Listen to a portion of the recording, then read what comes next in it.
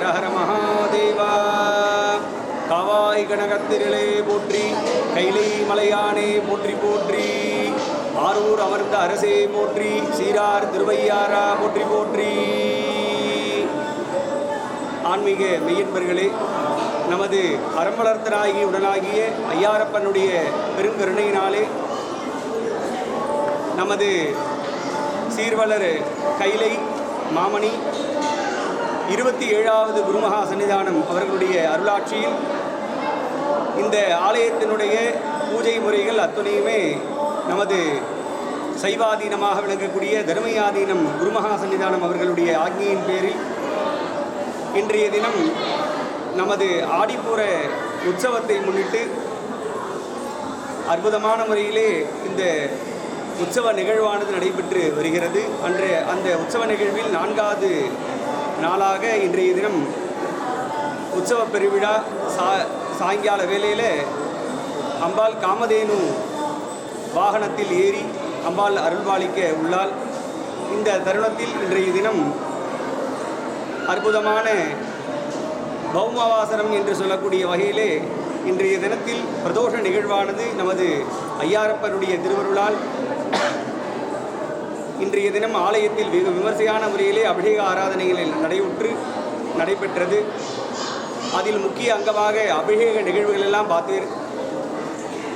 முழுமையாக சுவாமியினுடைய பரிபூர்ண அனுகிரகம் கிடைக்கணும் அப்படின்னு சொன்னால் அதுக்கு நந்தியம்பெருமானுடைய பரிபூர்ண அனுகிரகம் வேணும் அப்படிங்கிறது தமிழ் வேதம் சொல்கிறது. அங்கையின் கைலை காக்கும் அகம்படி தொழுமை பூண்டு நம் குரு மரபிற்கெல்லாம் முதல் குரு நாதனாகி பங்கையற் துலவம் நாரும் வேத்திர படை பொறுத்த செங்கையன் பெருமான் நந்தி சீரடி கமலம் போற்றி என்று சொல்லக்கூடிய வகையிலே நந்தியம்பெருமானுடைய கருணை இருந்தால் மட்டுமே சிவபெருமானுடைய பரிபூர்ண அனுகிரகத்தை பெற முடியும் என்பது ஆகமங்கள் கூறுகிறது, தமிழ் வேதமும் கூறுகின்றது. அதன்படியாக இன்றைய தினம் விசேஷமாக பிரதோஷ நிகழ்வு. இந்த பிரதோஷ நிகழ்வு நமக்கு ஒரு சுருக்கமாக சொன்ன, தேவாலாம் அமிர்தம் கடைஞ்சி எடுத்துகிட்டு வரும்போது அசுரர்கள் துரத்திட்டு வரா. அப்படி வரும்போது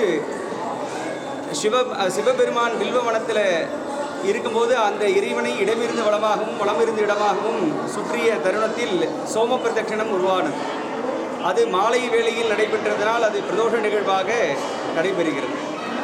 இந்த பிரதோஷ நிகழ்வில் என்ன நடக்கின்றது என்று சொன்னால், பரமேஸ்வரன் இந்த நந்தியம்பெருமானுடைய சிருங்கம் என்று சொல்லக்கூடிய கோசிருங்கத்தினுடைய மத்தியில் பார்வதி பரமேஸ்வரன் ஆனந்த நர்த்தனம் ஆடுவதாக ஐதீகம். எதற்காக ஆடுறா அப்படின்னு சொன்னால், நாம் இந்த 4 மணிக்கு மேல் 6 மணிக்குள் அந்த பிரதோஷ வேளை என்று சொல்லக்கூடிய வகையிலே இந்த பிரதோஷ காலத்தில் சுவாமி நமக்கெல்லாம் முயலகன் என்று சொல்லக்கூடிய அசுரனுடைய இடத்திலிருந்து அவனிட்டே மாட்டிக்கொண்டு நம்முடைய வாழ்க்கையை துன்புற்று வாழக்கூடாது என்பதற்காக முயலகனிடத்திலிருந்து நம்மை காப்பதற்காக இறைவன் இந்த பிரதோஷ நிகழ்வை நடத்துகிறார்.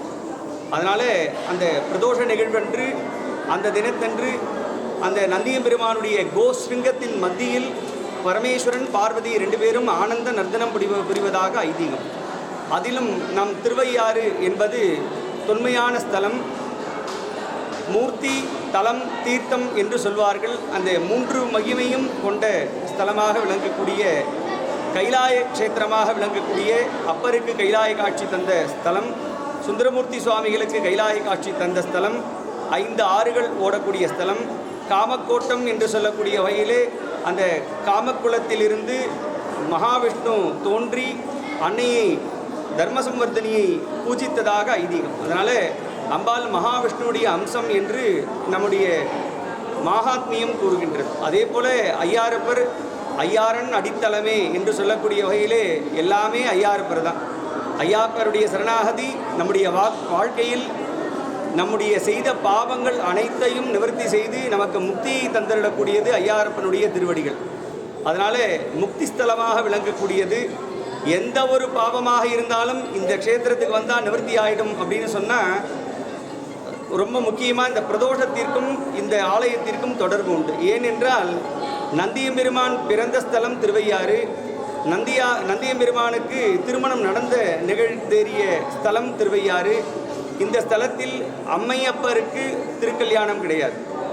சுயசாம்பிகை நந்திகேஷ பெருமானுக்கு தான் திருக்கல்யாண வைபவம். ஏனென்றால் நந்தியம்பெருமானே நந்திகேஸ்வரர் என்று பட்டம் பெறுவதற்காக 7000 கோடி முறை ருத்ரம் ஸ்ரீருத்ரம் சொல்லி இறைவன் மனமகிழ்ந்து நந்திகேஸ்வரர் என்ற பட்டத்தை தந்தருளிய இந்த சன்னிதானம் நம்முடைய ஐயாரப்பருடைய சன்னிதானம்.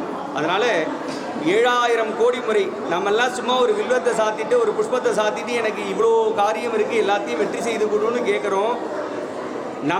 நம்மெல்லாம் என்ன மாத்திரம் பூஜை செய்கிறோம், என்ன மாத்திரம் பக்தி செய்கிறோங்கிறது இதெல்லாம் கேட்கும்போது நமக்கு தெரியும்.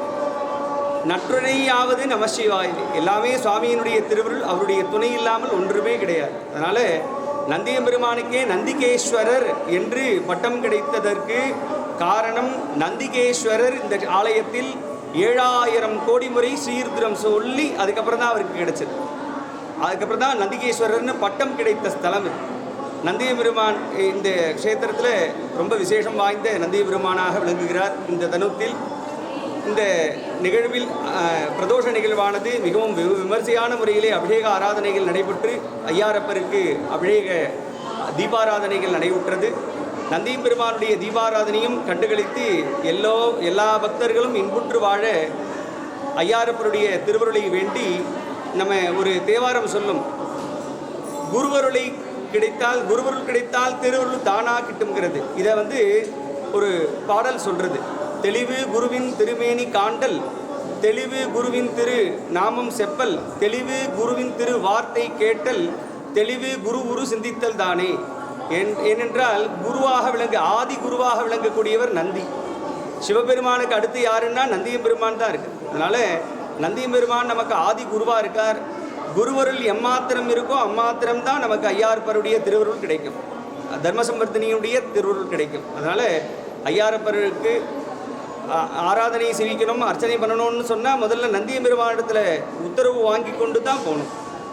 குருவருள் இல்லை அப்படின்னு சொன்னால் என்ன ஆகும் அப்படின்னு சொன்னால் அதுக்கும் ஒரு பாடல் சொல்கிறது. குருட்டினை நீக்கா குருவினை கொள்வர், குருட்டினை நீக்கா குருவினை கொள்வர், குருடும் குருடும் குருட்டாட்டமாடி குருடும் குருடும் குழுவிடுமாறே என்று திருமூலர் திருமந்திரம் சொல்கிறது. அதனால் அந்த குருவினுடைய அனுகிரகம் வேணும், குருவினால் ஏற்பட்ட தெளிவு கிடைக்கணும். அப்படி தெளிவு குருவுக்கும் தெளிவில்லாமல் சிஷ்யனுக்கும் தெளிவில்லாமல் இருந்தால் 2 பேரும் தெளிவில்லாத ஒருவர் ஒன்று சேர்ந்து குருடும் குருடும் குருட்டாட்டமாடி, அந்த குருடு அப்படிங்கிறது மனத்தெளிவை தான் காமிக்கிறது. அதனால் குருடும் குருடும் குருட்டாட்டமாடி குருடும் குருடும் குழி விழுமாறே என்று, அதனால் எந்த முக்தியும் கிடைக்காது அப்படிங்கிறத தான் சொல்கிறது.